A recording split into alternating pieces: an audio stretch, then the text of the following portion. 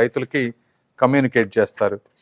అదేవిధంగా తర్వాత సిఆర్డిఏలో 30 ఇప్పుడు ఈ ల్యాండ్లు ఎవరికైతే వచ్చినాయో ప్లాట్స్ అన్నీ వాళ్ళని బ్యాంకులకు వెళ్ళినప్పుడు 30 ఇయర్ లింక్ డాక్యుమెంట్ అడగకుండా ఉండే విధంగా మనం ఒక రిక్వెస్ట్ అడిగాం. దాన్ని బ్యాంకర్స్ అందరినీ పిలిచి లీడ్ బ్యాంకర్స్కి ఈరోజు చెప్పాం. ఆ లీడ్ బ్యాంకర్స్ ఒక 1 వీక్లో ఆల్ బ్యాంక్స్, చుట్టుపక్కల ఉన్న బ్యాంక్స్ అన్నిటికీ, స్మాల్ బ్యాంక్స్ అన్నిటికీ కూడా ఒక సర్క్యులర్ పంపించి మళ్ళీ ఏదైతే సిఆర్డిఏ ప్లాట్ అలాట్ చేసి రిజిస్టర్ చేస్తుందో వారిని 30 సంవత్సరాల వరకు కూడా లింక్ డాక్యుమెంట్లు అడగొద్దు, ఇదే ఫైనల్ డాక్యుమెంట్ అనే విధంగా కన్సిడర్ చేయమన్నా దాని అందరికి ఒప్పుకున్నారు. ఆ ఇష్యూ కూడా ఎండ్ అయిపోతుంది ఈ రోజుతోటి. అదేవిధంగా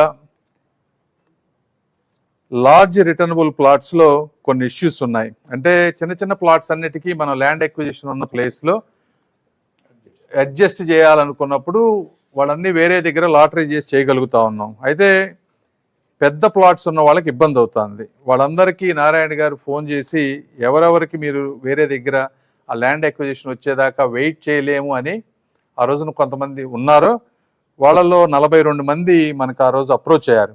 అయితే మళ్ళీ కాల్ చేసి మీరు రండి, మీకు వేరే దగ్గర లాటరీ తీస్తామంటే 24 మంది మాత్రమే వచ్చారు. ఆ 24 మందిలో 16 మందికి ఆల్రెడీ వేరే దగ్గర ప్లాట్స్ రిజిస్టర్ చేశారు. ఇంకా 8 మంది మాత్రమే ఉన్నారు.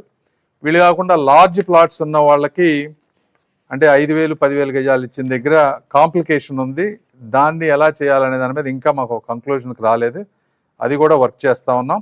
అదేవిధంగా మిగిలిన ల్యాండ్ ఎక్విజిషన్ ఎవరైతే ఇవ్వలేదో వాళ్ళందరితోటి ఇంకొకసారి ఈ వారంలో వాళ్ళందరూ వచ్చారు. ఈ మధ్య ఎమ్మెల్యే గారు నేను మాట్లాడి దాన్ని ఎట్లా చేయాలో చేసి ఒకవేళ మళ్ళీ కుదరకపోతే జనవరి 1st వీక్లో కానీ ఎట్లా ల్యాండ్ ఎక్విజిషన్ నోటీస్ ఇవ్వాలనేది ఆలోచన. అదేవిధంగా ఇంకా హెల్త్ కార్డ్స్, తర్వాత పెన్షన్స్, వీటన్నిటి గురించి చాలా డిస్కస్ చేసాం. చాలా ఇష్యూస్ ఉన్నాయి. ఇవి కాకుండా ఇక్కడ ఉన్నటువంటి ప్రాంతంలో ఉన్న వాళ్ళందరికీ, ఎందుకంటే రైతు కూలీలు కానీ పొలాలు ఇచ్చిన వాళ్ళు కానీ వాళ్ళకి వర్క్ లేని వాళ్ళందరికీ కాంట్రాక్టర్స్ తోటి అసోసియేట్ అయ్యి స్కిల్ డెవలప్మెంట్, అదేవిధంగా ఎస్ఆర్ఎం, విట్ వాళ్ళు కొంత స్కిల్ డెవలప్మెంట్ చేసి వాళ్ళని ఎక్కువ మందిని ఎంప్లాయ్మెంట్లో తీసుకునే విధంగా ఒక స్ట్రాటజీ ఇచ్చాం మనం. ఇప్పటి వరకు 1596 మందిని క్యాపిటల్ వర్క్స్లో కాంట్రాక్టర్స్ ఎంప్లాయ్ చేసుకున్నారు. అయితే ఇంకా ఎక్కువ మంది, ఈ రోజున 20,000 మంది ఈ ప్రాంతంలో పనిచేస్తూ ఉన్నారు.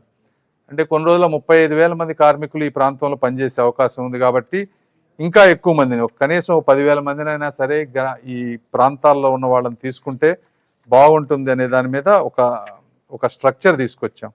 అదేవిధంగా బరియల్ గ్రౌండ్స్, తర్వాత కమ్యూనిటీ హాల్స్ లిస్ట్ ఇచ్చారు ఎమ్మెల్యే గారు, ఏ ఏ ప్రాంతంలో ఏమి కావాలనేది.